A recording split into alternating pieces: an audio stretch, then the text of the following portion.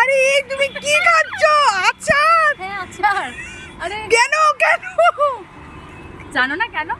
আমার নতুন কিছু খবর? একদমই কি খবর? ও মাই গড, ও মাই, হচ্ছে এত সুন্দর।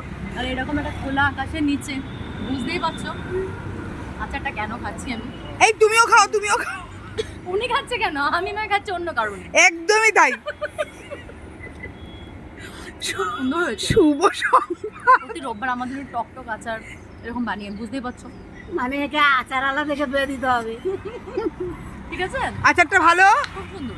তোমার তো এখন এইটা তোমার মুখে খুব ভীষণই টেস্টি আর ভীষণ একদমই তাই। আমার আমার আমার এখন আচার, শোনো না, একটু মাখা পেয়ারা মাখা আম মাখা। পেয়ারা মাখা, তারপরে কদবেল মাখা, তোমার তো এখন ভীষণ এটা ভালো লাগবে। কি একা খেলে হবে না কি রে? খুব সুন্দর, এত সুন্দর আচার বানিয়ে খাওয়ার জন্য। আর বুঝতেই পারছো আমাকে দেখে মাঝে মাঝে এরকম খাওয়াবে একটু। আমি খাওয়ালাম কারণ ওর এখন এই সময় আচারটা খুবই ভালো লাগছে। এইটা ঢুকিয়ে দিই। তোমরা যারা যারা এই সময় আচার খেতে চাও উম্মাকে কন্ট্যাক্ট করো। একদম একদম। Thank you.